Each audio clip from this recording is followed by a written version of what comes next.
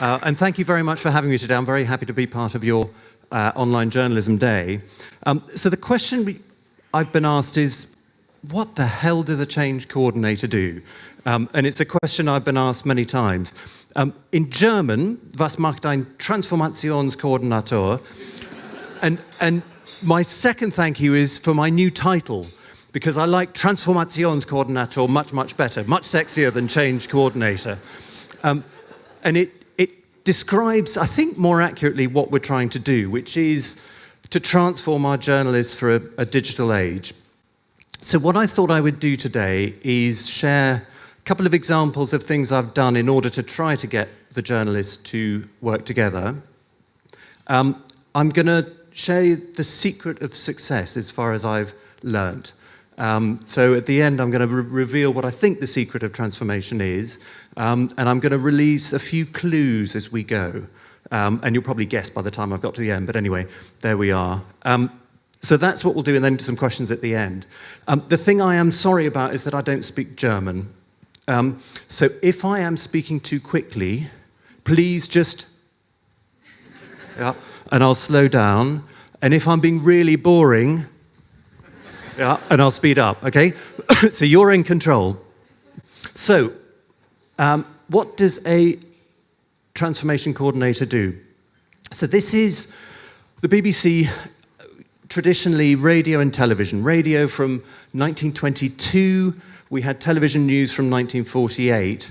So last centuries, we're heading for sort of the 200s, 2000, we had very big television with big influence. Not so big budget and people in radio, but equal influence. So the two dominant forces, TV and radio. Then, 1997, News Online came along. TV and radio thinking, what on earth, what's this website thing? So they were much smaller, and in influence, very, very small. Yeah, so nobody really knew what they did. And as we come into the 2000s, probably like many of you, what we're trying to do is increase the profile, put more resources in, do a better job of online, and then to make it interesting, with less money. Yeah? So that's the golden trick. So that's the sort of the what I call the multimedia mission, and I'm sure a lot of you guys in all sorts of, whether it's newspapers or radio or television or organizations like this, will be facing that challenge. So my role in this, well, my role feels like that. So I feel, sometimes you're pushing, come on, sometimes you're pulling. And clue number one, it feels like that, but that's not the way to do it, okay? So that's clue number one. Let's move forward. So we're now 2012, and I'm going to fly you in, if I can, to our brand new... So this is our newsroom in Broadcasting House now. So this is our brand new newsroom. So we got radio, TV, these are online, that's more TV, news gathering, TV studios, radio studios. So we're all in there sitting together, and that's where we currently operate with all of our people. So television centre, very, very crowded, this one much. We still can't get everybody we need in there because we're very big, but much more comfortable and state-of-the-art, lots of digital technology to share information. So my role in this, again, not enormously glamorous. Welcome to the spreadsheet. So imagine you're driving down the Autobahn on a bus, and the bus is full of people, and they say, right, we want you to move from this bus to that bus, but you can't stop and you can't slow down. We're just going to kind of do it as we're driving down the motorway. That's what it felt like, because we were moving 5,000 staff from different buildings into that lovely building, and we couldn't come off air. We couldn't kind of say, oh, sorry, audience, we're just going to stop a bit while we build a building and move. So I did the lovely scheduling work to try and make sure that we could do the bus transfer. So this is all studios, and we're testing them, and we're training people. And whoop, there's the London Olympics. We did an Olympic year, which was a really, really bad idea. And then the red bits were finally going live with a few programs. There's one there. We should have been going live with BBC World at this point, but we weren't quite ready, so we delayed it. Quite soon, happy Christmas, that's Christmas time. 2013, we're live again. We went live overnight, and quite soon the UK output is coming up. And that's the 11th of March. We finally went live with 2 weeks to go before our deadline. So that was what I put together. And beneath the spreadsheet, so while there were lots of people doing complicated technical stuff, putting up huge hoop, really not a good idea because it's very difficult to lift that up and get it hooked up. But we had, the architects and the technologists and lots of people doing technical stuff. My focus was, where are they? Was the people. So how do we get those people to move from that bus to this bus while we're still on air? And it could be quite scary. How do we make sure that they are happy? So we then get into TV directors, new automation system, which is a bit scary for a director because if you push the button, it takes over and does stuff. So quite scary. So my focus again is how do you take, what are the people going through? How can you support them? Make sure they don't, that if you get it wrong, they don't end up like that, where that's not going to jump buses for you and be happy about getting from one bus to another. So again, my focus is really, how do you go from the new technologies plugged in, the machines plugged in, the building, the desks are up. What does it take to get a human being from one place to another? In this case, largely physically, but again, there was a lot of different ways of working that we needed to enact. Now, nobody's waved at me, so I hope I'm speaking, you're all understanding. So that was 2012. Almost exactly a year ago, so I'm really jumping through the years and just picking out a few things, we launched what we called our first digital-first TV program. We dropped the TV, digital-first program. So this is Victoria Derbyshire, who had traditionally done radio and did a lot of chat shows, and the decision was made to launch a TV show that would go out at 9 o'clock in the morning, but we'd make it digital first. So what on earth is digital first?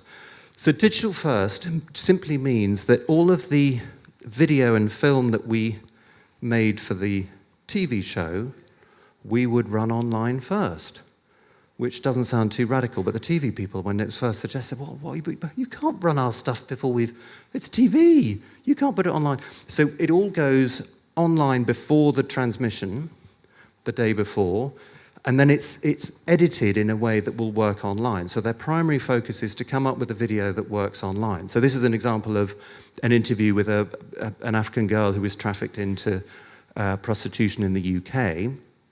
They illustrate it with a whole set of really nice animations, text on the screen so you could watch it on your mobile.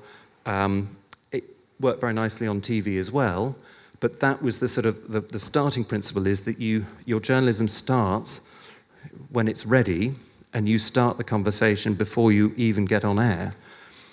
And then, of course, there is a moment, so 9 o'clock in the morning, the show starts, and again, the ethos is very much to look at discussions and issues. So this one talking about the impact of social factors on mental health, lots of people in, and then while you're on air, you're trying to get a conversation going.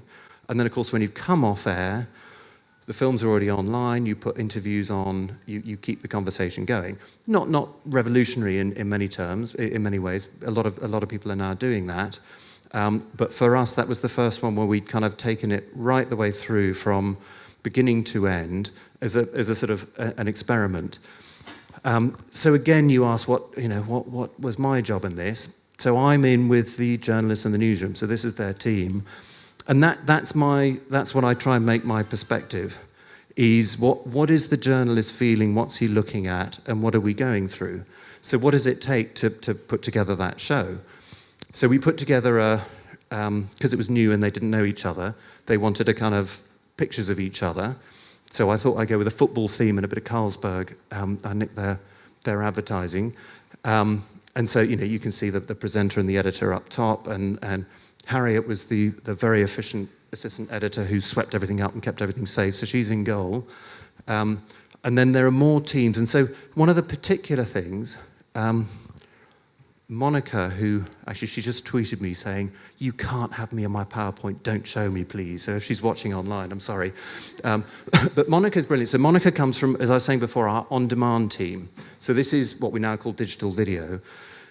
And she traditionally, her job was simply putting videos online and doing the video work.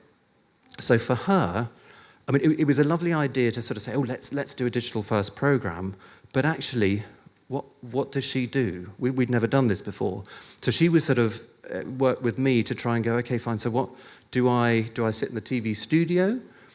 So that's actually her in the TV studio, and we kind of tried it out, and we thought, yes, actually, you need to be right there so that we can clip the interview of you know, whatever's happening, put it online, keep the conversation going, and do that as quickly as possible. So it was basically a job of trying to be as precise as we can about what they need to do, and then support them through it, because actually it's a very different, when you're on a TV program with a TV editor screaming at you saying, where's that clip, it isn't up online yet, that's quite a stressful thing, compared with a digital world where it's a little bit more relaxed and people don't tend to scream at you too much because it'll go up when it goes up and nobody's actually, you know, you don't have a deadline of we're off air at 11 o'clock and if it's not on by then we've failed. So that again is just another sort of example of my focus, which is how do we get from here to there? What do the human beings need to go through in order to deliver a lot of this magnificent strategy that people will talk about? It's actually, there's a lot of practicality in there. So I've talked enough, but I promised you my secret. So the secret is not to do this. So if you treat people like donkeys, they will behave like donkeys. That's the one thing and in my experience, we as an industry have treated way too many people like donkeys, and then we're surprised when some of them tend to behave like donkeys. If you treat them like donkeys, you will end up with an unhappy journalist. And in my book, what you want is a happy journalist. And if you have a happy journalist who's engaged and enthusiastic, this can happen. Yeah?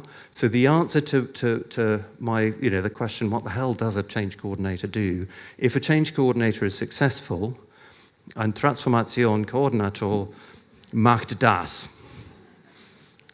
Thank you very much.